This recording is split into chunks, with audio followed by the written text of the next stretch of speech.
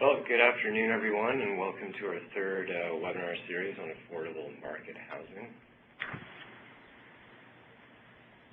The series is a partnership between the province of BC, BC Housing, the Union of BC Municipalities, the Canadian Home Builders Association, and the Urban Development Institute. So we know that affordable market housing is a concern for many communities, for industry stakeholders, and for families and individuals all across BC. Our goal is to share information with an audience of interested people to support and encourage the creation of more affordable market housing options in the province. The next webinar will be held on September 24th, and we'll look at nonprofits from other jurisdictions that are helping make home ownership more affordable. My name is Brad Sparrow. I'm from the Office of Housing and Construction Standards of the province of BC, and I will be your host and moderator today. So before we move on here, I just want to mention a few things about the webinar format. First, the webinar is in lecture mode, so we can't hear you, and the reason we do this is just to reduce background noise. If you do have any questions for the speaker about the presentation, you can type the question into the question and answer box, and then click Ask, as you can see on the slide here. And if you can't see the question and answer box, just click Q&A, also as shown on the slide, on the meeting bar at the top of the live meeting window. If you require technical assistance, just use the feedback box, which is in the upper right-hand corner of the live meeting window, also as shown on the slide here. And just a reminder that we are recording today's webinar, and it'll be posted on our website for later viewing. So with that, let me introduce today's speaker, Cameron Muir. Cameron is the Chief Economist of the BC Real Estate Association. He's a well-known housing market expert providing objective analysis, research, and regular forecasts of the economy, housing market, and mortgage rates. Cameron is here to present his latest work on long-term housing demand in Victoria, Vancouver, Kelowna, and the province. Today's presentation will look at the factors driving long-range demand and what type of housing is going to be needed to meet that demand. Following Cameron's presentation, we'll hold a Q&A session. So before I turn this over to Cameron, just have a few poll questions. So, first question is, how many people are viewing the webinar with you today?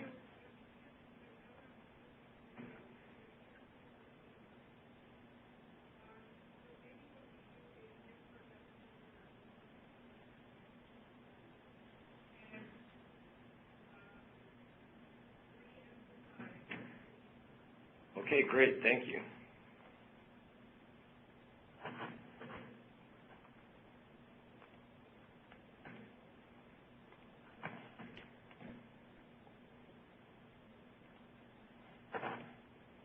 And the second question is, what type of community do you live in?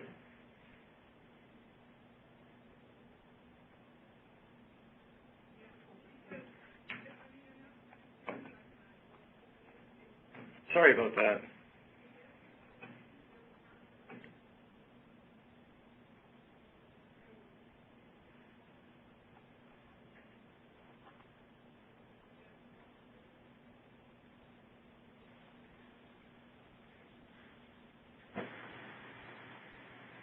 All right, thank you. And then the next question is, what makes up the bulk of the housing stock in your community?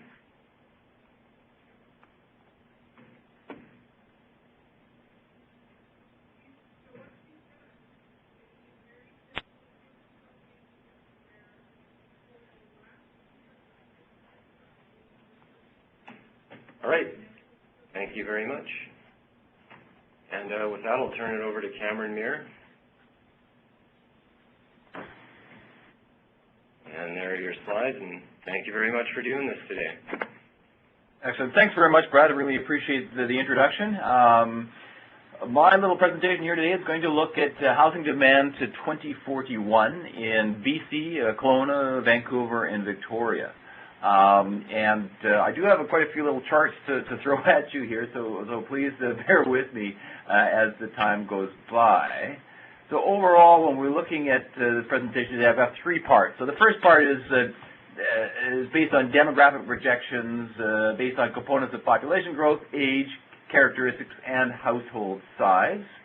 And then the second part is going to be on the characteristics of the housing stock, its density, and the current construction trends. And then finally, we're going to look at projections of additional housing demand by home type and tenure for those localities. So some of the assumptions and limitations that we have today, and with this is that these are projections that are based on demographics, and they don't include socioeconomic factors as employment, income, interest rates, short-term fluctuations in the business cycle. So you can see numbers, particularly in the construction industry, ebb and flow according to consumer confidence and other macroeconomic issues. These projections are based entirely on demographics and what that would look like given a kind of everything else all being equal. The next assumption limitation is that there are dwelling type projections, and they're based on current trends in construction activity and not an extrapolation of the characteristics of the existing housing stock. I think it's very important because when I've looked at other long-term housing demand projections, they tend to look at the entire housing stock and kind of trend the change that as the whole stock moves forward. And certainly my experience shows that, at least tells me that, we see construction activity today is far different than what's represented in the housing stock. So we see a much more dramatic shift in the types of home being built than what the actual housing stock contains. So it helps us to forecast or make projections based on actual construction trends, and of course, who knows best in terms of what consumers are buying and what's going to be built on a landscape are those that are actually doing that today. So first is demographics. When we look at components of population growth in the province, there's three components. There's net international migration and net interprovincial migration. That's people moving here on a net basis from other provinces. And then there's the natural increase, which is births minus deaths. One important thing to note is that if you see the gray line there, that natural increase, if we had walled off the province and says no people are going to come here again and we're just going to keep who's here today, sometime in the 2020s, the population would begin a terminal decline as we would not be replacing the population through births, given the larger number of deaths that are occurring as the population ages. So our population would actually enter a terminal decline at that point.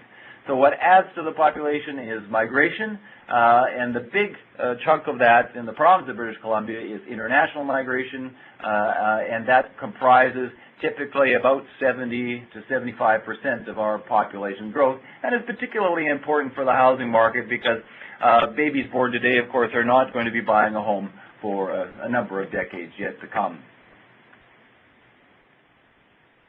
So we look at migration into the province of British Columbia. We can see some definite trends. Number one is that interprovincial migration does vary depending upon how our economy, how many jobs we have relative to other provinces in Canada. And international migration, and this is net migration, is a little more impervious, if you will, to the business cycle. And so we can count on international migration much more than we can count on interprovincial migration. And it's only now that we're seeing a positive inflow of migrants from other parts of Canada after a number of years of having net losses overall. In Victoria, it's a little bit different situation. Of course, we're going to add another component here, which is intra-provincial migration. That's people moving from other parts of the province to that particular location. And so Victoria, unlike the province, does not get the vast majority of its population from immigration from international sources for migration, but rather a lot more from interprovincial migration. as well as intra-provincial migration. So a much larger component of the population growth in Victoria is comprised of people moving to Victoria from other parts of BC and other parts of Canada. In Kelowna, a little bit different still. We have seen, particularly since the year 2000 up to about 2008, very strong interprovincial migration levels, but we also see a very strong intra-provincial migration. So a lot of people are interested in the Kelowna area from other parts of British Columbia, moving there to either get jobs for employment opportunities, but also looking at retirement, given its preference of many new and existing retirees. Vancouver, a little bit different still. Vancouver is all international migration. Interprovincially, typically there's a bleed out of people from Vancouver into other parts of the province, and international migration forms the brunt of all population growth in the Vancouver CMA, and in fact, the vast majority of all immigration to the province ends up in the Vancouver CMA or Metro Vancouver. Population growth. So if we look on just the population growth side going forward, and this is based off the BC Stats people projections, we can see that between 2016 and 2041, we see an aging of the population. The largest nominal increases of the population is occurring in the older age groups, and while by the time we get to 2041, we see that 40 to 55-year-olds spike there. That's actually the baby boom echo as they're getting older. And so the changing population in terms of its population by age cohort has a big impact on housing, particularly when we look at seniors housing going forward, as well as when we look at housing for first-time buyers, as the younger generations are not as pronounced in the landscape in British Columbia in terms of their absolute gains going forward, as we see in the older age category. So in British Columbia, when we look at those that are aged over 55 years old, they're going to change from about 25% of the population in existing today to about closer to 38% by the time we get to 2041. More pronounced is on that 75-plus category, where we're a little under 2% of the population today is over 75, and by the time we get out 25 years, that's going to be closer to 14% of the population over 75 years old. Victoria, much more growth on the senior side of the equation, so much less younger people coming into the Victoria area through migration, and we see a very strong increase in that over 75 age cohort over the next 25 years. Kelowna is attracting a much more younger population, although it's often seen as a preferred retirement location.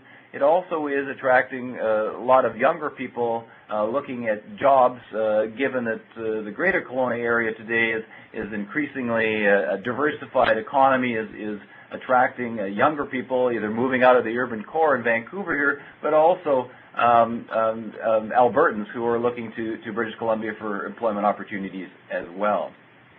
And in Vancouver, we see this, again, you look at the when you look at the two lines, we can see the baby boom and the baby boom echo. Let me just find if I have a pointer here. So we can see in 2016 the baby boom the baby was centered over here in the 50 to 64-year-old age group. That's, by the time we get to 25 years, is going to be well into their senior years, and that's where the most of the growth is occurring. Their children, the echo, combined with immigrants, as immigrants tend to be younger and bolster that younger age cohort, they will, of course, in 25 years be hitting their prime working years, prime productivity years in their 40 to 55-year-old age group. Household growth. So if we look at population and we take population down to the household level by age group, we can see changes in that over time as well. So we have to look at the household maintainer rates in order to determine overall growth in housing demand going forward. And again, we see here that the 75-plus cohorts are going to see much of the most significant growth, and again, this is change over 5 years. So the blue bars would be between 2016 and 2021, and the gray would be between 21 and 2026. And overall, we see these kind of baby boom working through the age trajectory here, and we're seeing the baby boomers getting older as time goes on, and their children, which would be the echo, them following up behind them through that the life cycle. In Victoria, much stronger population, or much higher proportion of the population in that seniors category rolling through the system. And then we have in Kelowna here a much younger population. We see over time a much more higher proportion of younger households growing, or additional younger households in the Kelowna area, which is going to bode well for overall housing demand through all product types going through the next 25 years. And in Vancouver, it's a little bit different, a little more evenly spaced out, as the boomers are working through the system from today, working through from early 50s into, by the time we get 25 years from now, the majority of them are going to be over 75 years old. So if we look at the housing stock next, and how the housing stock is changing, well, certainly high density or increasing density is no secret in most urban areas in the province. Many jurisdictions, particularly Vancouver, are very constrained by land supply, and so how to accommodate all these people moving to the region, it really has a lot to do with a higher density in order to accommodate them. And I think in the housing stock has changed dramatically, and it's been largely successful in that home prices in Metro Vancouver in the high density side have really not moved much over the last several years. It's only been on single detached homes where that stock is finite or diminishing, and an increasing population is bidding up those overall home prices in that market. Victoria, we're seeing here again population density increasing over time, as well as in Kelowna and in Vancouver as well. Housing stock, now this is what's interesting. So if we look at population growth, so in the province of British Columbia, we're looking at about nearly 1.4 million additional residents between 2016 and 2021.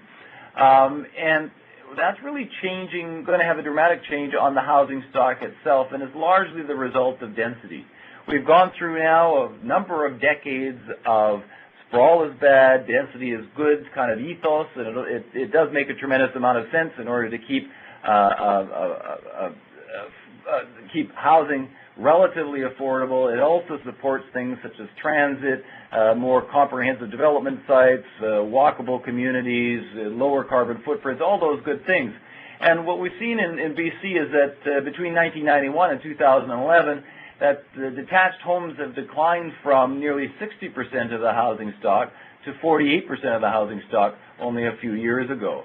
And the big growth is occurring on the apartment side, going from 29 to 39%. And that is actually much more pronounced once we get into the larger urban areas.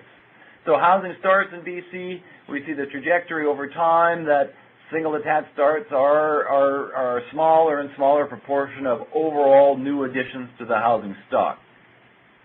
In Victoria, single detached homes have declined from 55% of the stock in 1991 to only 42% of the stock in 2011, and the makeup has been really on that apartment side of the market, climbing from 36% to 47% over the same period. Housing starts in Victoria is, not surprisingly, a much greater share of apartments, semi-detached, and rows than on single detached homes being built today. In Kelowna, same kind of thing, although not quite as a dramatic decline, as single detached homes have gone from nearly 70% down to a little less than 60% of the housing stock in 2011. But that trajectory is, again, declining. We see increasing density through all of these three urban centers, and that's being reflected in the provincial numbers as well.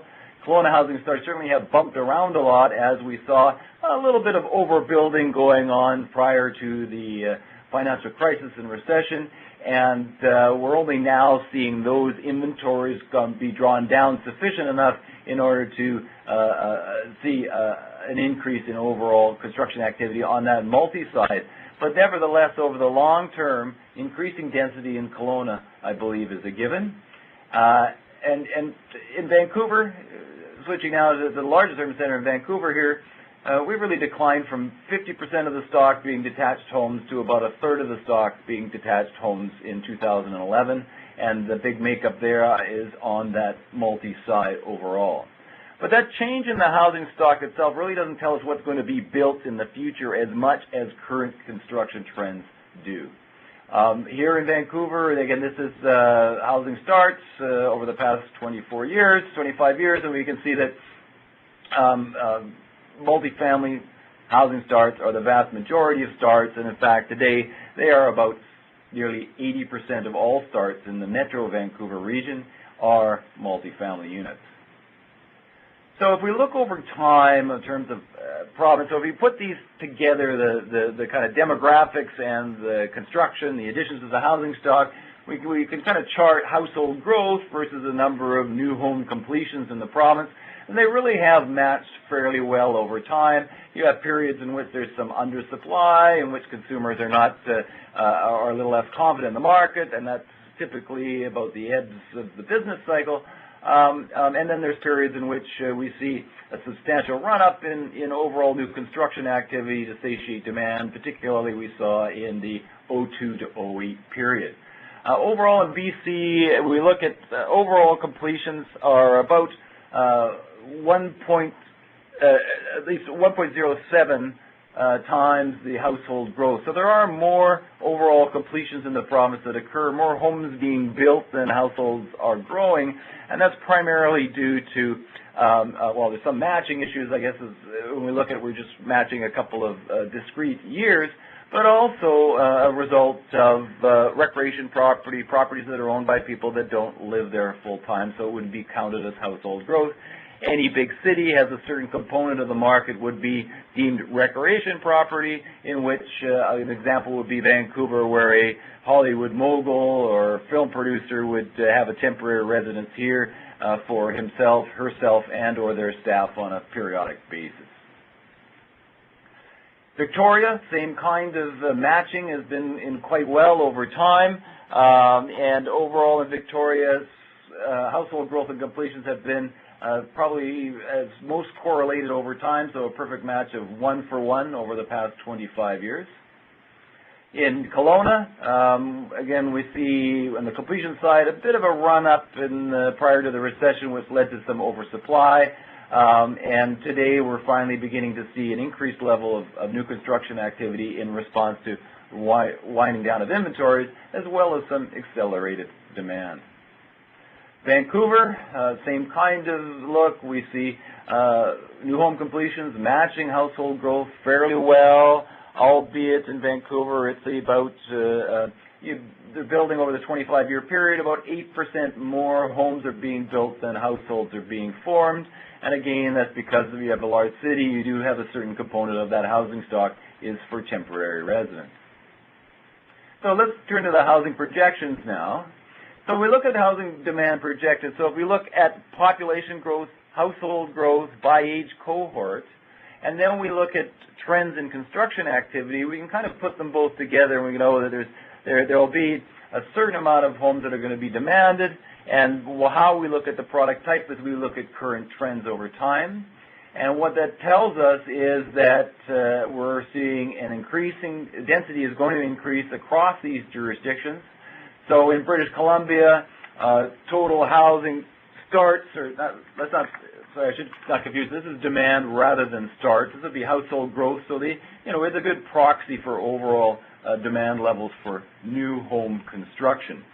So overall, we look in the province on an average annual basis. We're looking at around 15,000 apartment units in British Columbia, and on an annual basis, and as well as when we're looking at single detached homes, we're seeing that decline from around 9,500 units, consistently decline down to closer to 4,000 units on an annual basis out past 2040.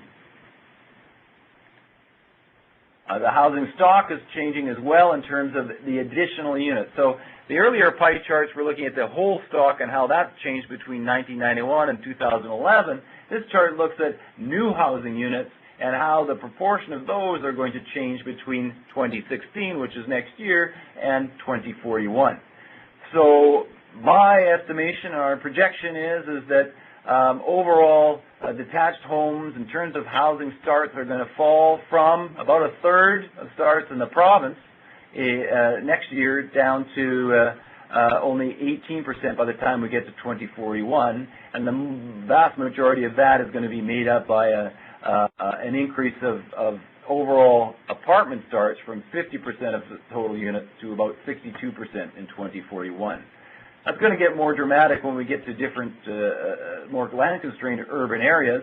Apartments in Victoria are going to grow from about 750 units in 2016 to peaking out in probably the 2036 period of around 1,200 starts overall, or 1,200 apartment units demanded during that period of time. So single-detached homes will actually edge higher in terms of unit numbers between now and 2021, but it's going to follow, our estimation is going to follow provincial trends as declining numbers of single-detached starts over time as land constraints operate to change the way builders are building homes in the region. The stock growth in Victoria, we're seeing apartments climb from 45% of additional units to about nearly 60% in 2041, and a commensurate decrease in the number of detached units demanded. In Kelowna, we see the largest, kind of the peak on the single-detached side is likely to occur between now and 2021, or 2016 to 2021, and then we're likely to see that begin to decline and be made up for in terms of overall demand by the multi-family market sector. In housing stock growth, as a proportion in Kelowna, we see the detached units falling from about 59% of starts next year, or starts or additional demand next year, to about 46% of additional demand in 2041. Projected housing demand for Vancouver is pretty much entirely on the multiple side. 80% of housing starts today are multis, whether they're apartments or attached or semis. Single-detached homes are going to decline quite dramatically as a proportion of additional units demanded over the next 25 years. And what this is going to do is, in the Vancouver housing stock in particular, is it's going to help keep prices relatively stable in that multifamily sector as we're going to see all the supply being added in that product type. And on the single-detached home type, we're going to see prices get bid up as a result of their relative scarcity, and they're going to become increasingly scarce as time goes on. And we're seeing that manifested today, and I think we're reading some headlines that exacerbate the fact that single-detached homes are becoming a smaller and smaller proportion of the housing stock in most urban centers in the province.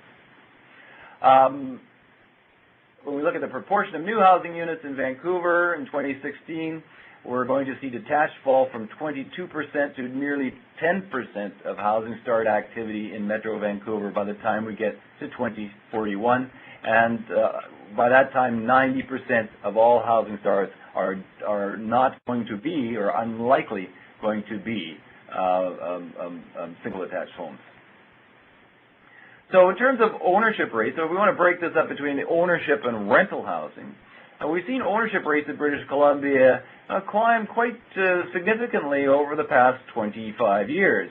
One of the myths I think out there is that young people are not being able to buy a home anymore, whereas when we look at the ownership rates from the census data, it shows that the younger cohorts have a much higher rate of home ownership now than they did 25 years ago. And in fact, when we look at these, just about every jurisdiction, we see those tails, both on the senior side. Seniors their ownership rate has grown, as well as younger people's ownership rate has grown as well. That leads us, I should go back and just wanted to say that I don't anticipate that when we look at this ownership rate of this trajectory by age group, I don't expect it to continue that line flattening, if you will. I think that we've kind of reached a peak in overall ownership rates. So when we look going forward, I'm holding most of ownership rates, kind of what we saw from 2006 to 2011 period. I'm going to hold those pretty static going forward. We're likely going to see the ownership rate of additional housing units increase only because of the changing age cohorts, and as you get older, you have a higher propensity to own a home. So when we look at tenure projections in British Columbia, the vast majority will remain ownership. However, as we look at additional units to the stock over the next 20-25 years, we're likely going to see, in terms of total homes demanded, a little bit higher proportion of rentals over time on the provincial level.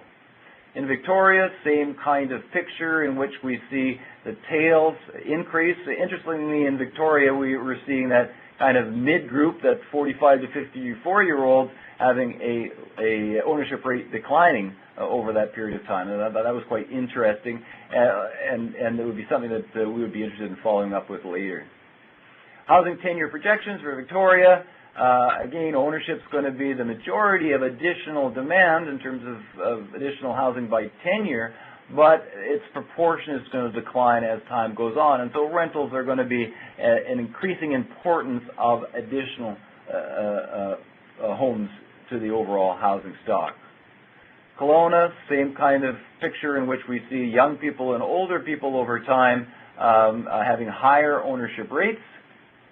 And that translates into projections of ownership housing growing actually in Kelowna much more so than we're seeing in, as a proportion of new housing demand, a much stronger proportion than we're seeing in the markets such as British Columbia, Victoria, and Vancouver, I think, which we will have next. So ownership rates in Vancouver, again, the tails have come up. We see more seniors owning homes, higher ownership rates as well with younger people. Housing tenure projections in Vancouver, we're going to see them not change dramatically, but we do see a downward trend in terms of ownership, the proportion of ownership of all new housing compared to rentals over the next 25 years. And I think I want to close out with just saying that, you know, when we look at the overall household formation in the province and population growth, you know, we're going to experience about 1.4 million additional people in the province. We're almost a million of that is going to be in the Greater Vancouver area or the Metro Vancouver area. That's going to put tremendous pressure on land, and it's going to create much more construction of multifamily housing and much less of construction on the single detached market. And what we've been seeing today is going to be exacerbated in that we're seeing a bifurcation in the housing market between single detached homes and all the rest, because single detached homes are and will become increasingly scarce relative to the number of people and the number of households in the overall region. So I'd be happy to take any questions at this time.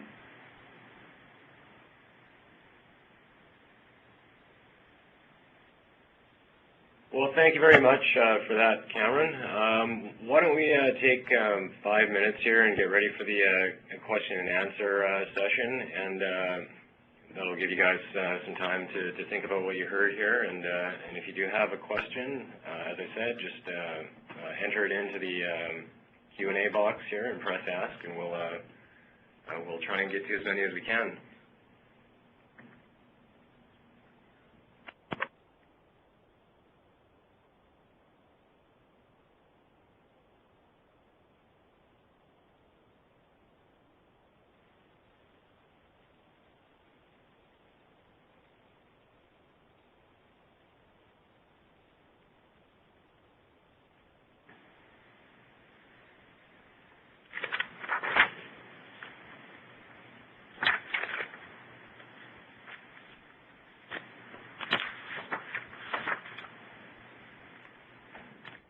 Oh, hey, Cameron, so we have a question here, and just to start off, do you foresee an increase in demand for accessible housing? I don't know, what do you mean by accessible housing? Does this mean housing that doesn't have stairs for seniors, or those are... For seniors and people who maybe have mobility issues or... Yeah, I do, given the fact that such a huge shift in the population in terms of an aging population, as those boomers get older, they're going to, put it this way, if we look around the province, we look at somewhere like Parksville, or we look at somewhere like White Rock City, in which has a very high proportion of seniors, that's pretty much what the province is going to look like in 25 years. So there's no question that there's going to be much stronger demand for housing for seniors, and much more effort in housing design to accommodate the needs of this group. A group which is on average is going to be the most affluent cohort of seniors that we've ever seen in the planet. Well, thank you for that. So we'll just take another minute here, and we'll pull up another question.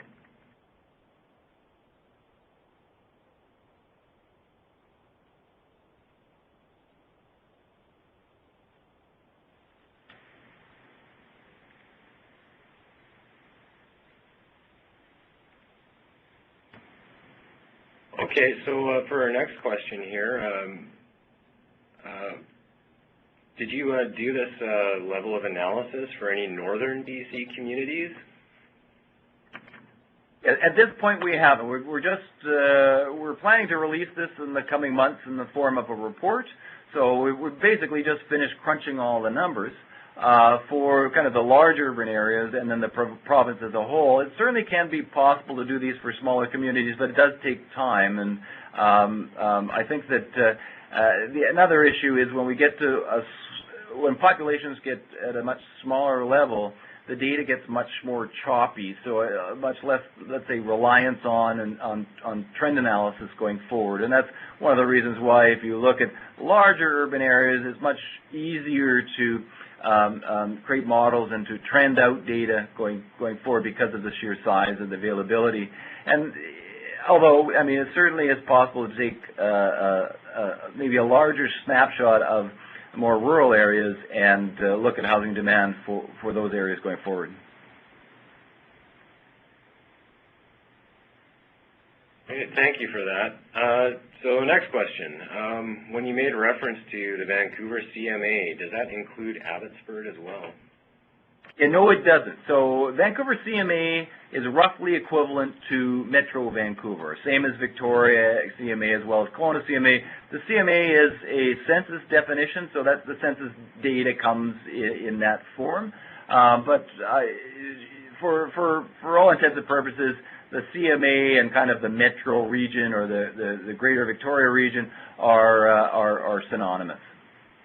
So Abbotsford is a CMA in itself. So CMA is a urban center with a population greater than 100,000 people. Well, thanks again. So the next question is, do you think developers are following these trends as well? Well, developers are making the trends. So that's when we look at the projection going forward, is we're really projecting housing.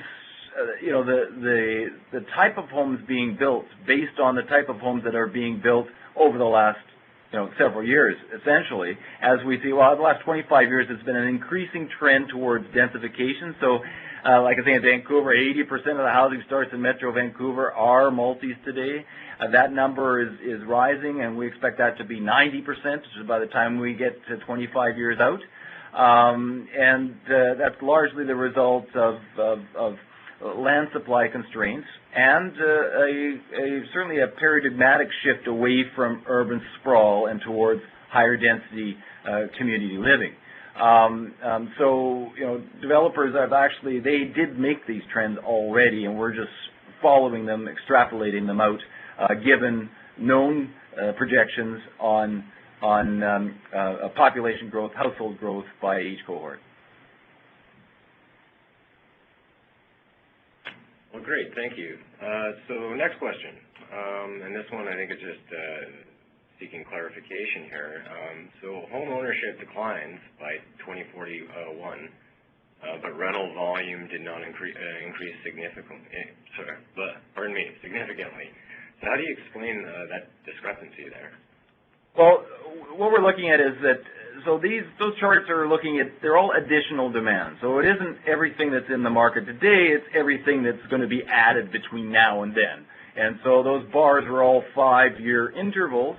And so on average over those 5 years, that's what we're going to look like. So we'll have a total number of housing that will be demanded based on household growth.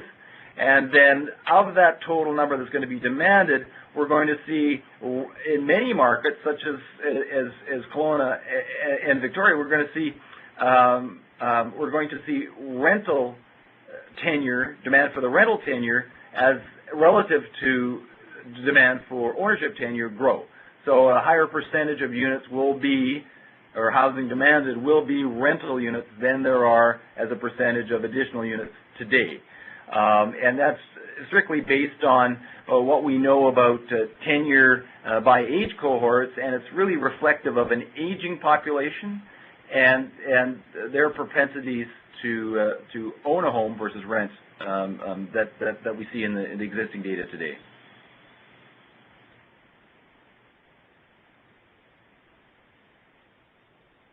Okay, thank you very much.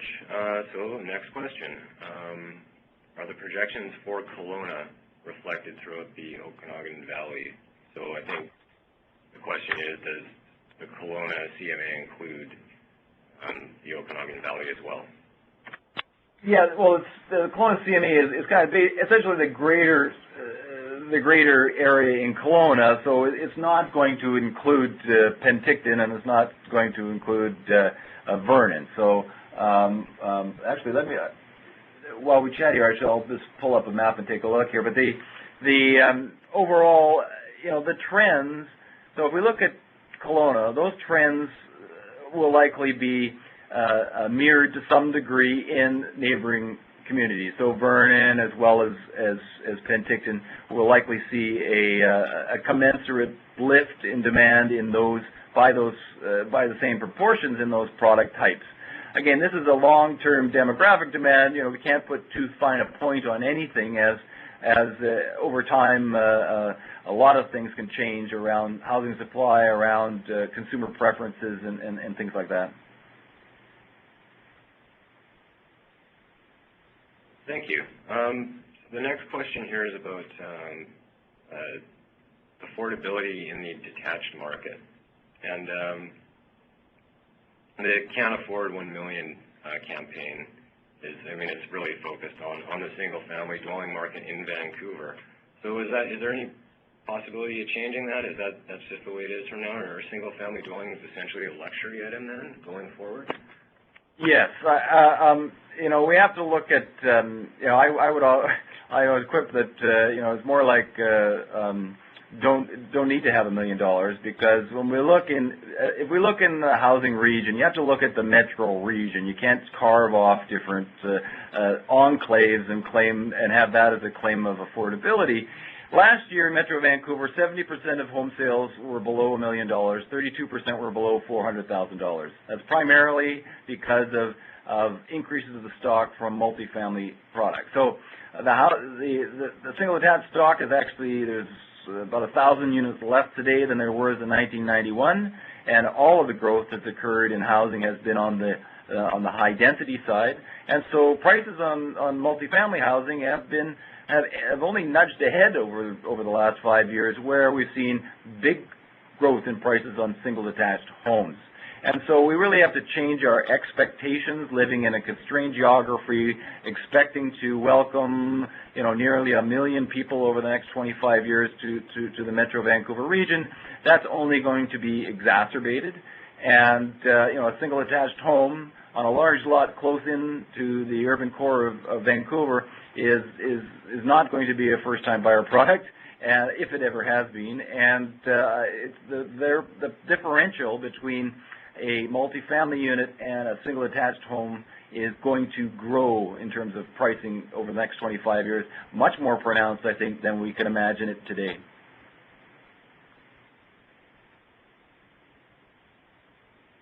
So do you think that'll end up putting pressure on the sort of outlying areas of Vancouver? Well, people, households make trade-offs. So if you absolutely have to have a single detached home and you're on a limited budget, then you're going to have to move farther and farther from the urban core. And this is not a shock. I mean, all the suburbs were made out in the 50s and 60s. Surrey and Langley, which people were escaping the city for less expensive housing, and that's still occurring today. The only problem with that, or the caveat, is that there's only so far out one can go if they have to commute, and that's the real challenge. However, I mean, we see, let me put it this way.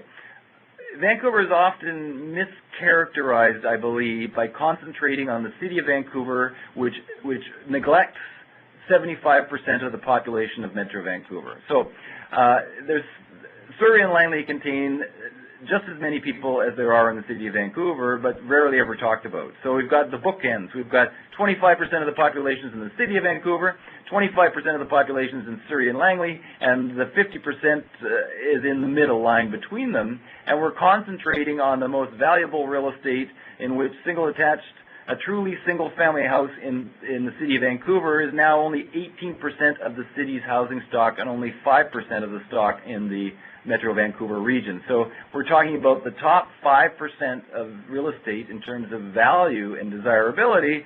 That's not a very good benchmark for a first-time buyer, I believe. Well, thank you. So move it along a bit here, and will local government policies such as regional growth strategies or official community plans influence the built form? Absolutely, they have a lot of influence, and we've seen that to date as we've seen increasing densification. There's been a paradigm shift, if you will, over the last 20, 30 years. Getting away from sprawl, getting a higher density, more kind of comprehensive developments, if you will. And of course, when you get at the municipal or city level, it gets much more, I would say, messy in terms of having community groups and neighborhoods who want to keep things the same. And there's real choices to be made. If urban areas that are facing significant population pressures decide not to or neglect to allow, zone, enable significant amounts of multifamily housing or higher density housing, then they're likely going to experience significant upward pressure on home prices, which will in turn keep people away from the city and operate as almost as a artificial wall to those who are. Let me put it this way: it's increasingly going to be a luxury, wealthy enclave. Then that would be the long-term result. We just have to look at the west side of Vancouver with those beautiful old single-attached homes with mature trees and beautiful streets. Those homes are very expensive indeed, and are likely going to get more expensive as time goes on. I just want to add this other thing. There's a lot of low-hanging fruit in terms of affordable housing or enabling of housing supply. But I should take a step back and say that, look, when we look at affordable housing, really what we need to do on the housing side is to efficiently supply the market with new product to keep prices from rising. You're not going to, because builders and developers are not going to build themselves into bankruptcy, but if you can satiate demand in an effective, efficient way, then you can keep prices from rising and maybe have wages climb against home prices. And we've seen that largely been successful in Vancouver as an apartment in Metro Vancouver, or sorry, actually, excluding Surrey Langley, and the Real Estate Board of Greater Vancouver has grown by 6.5% in value over the last 5 years, whereas wages have almost doubled that in terms of their growth during that period, and interest rates are lower today. So in a very real sense, densification in this has been successful, and home prices in that product type are less today, or more affordable today than they were 5 years ago. And that would be a longer-term kind of success on the affordable housing side, of the affordable housing front, is being able to supply the market efficiently.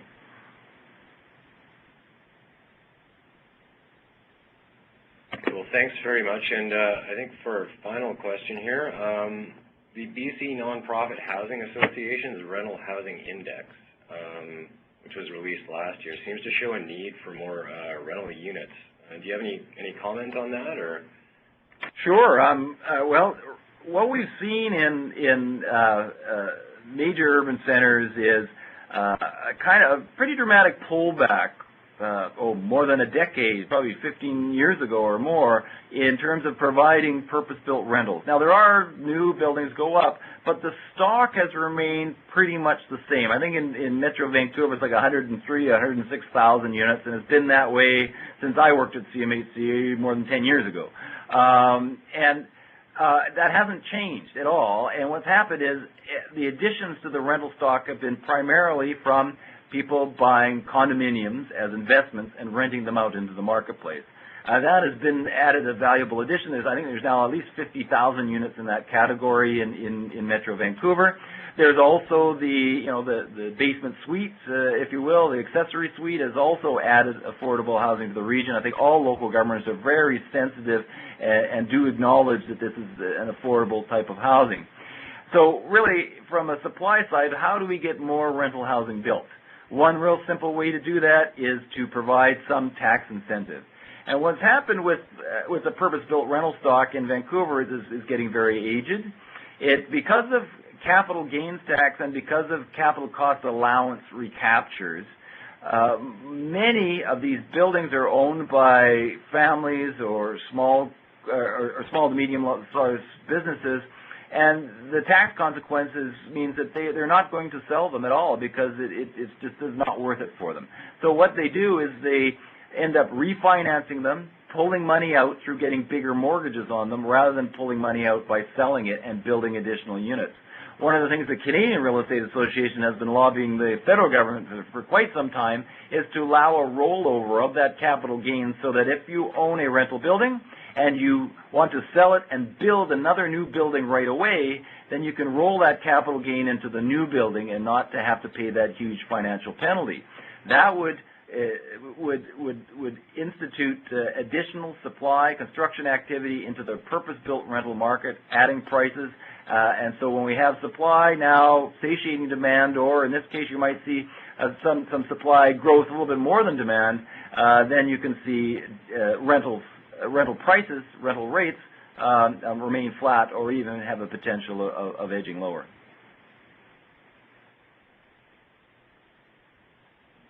Okay, so I think that will conclude our Q&A session.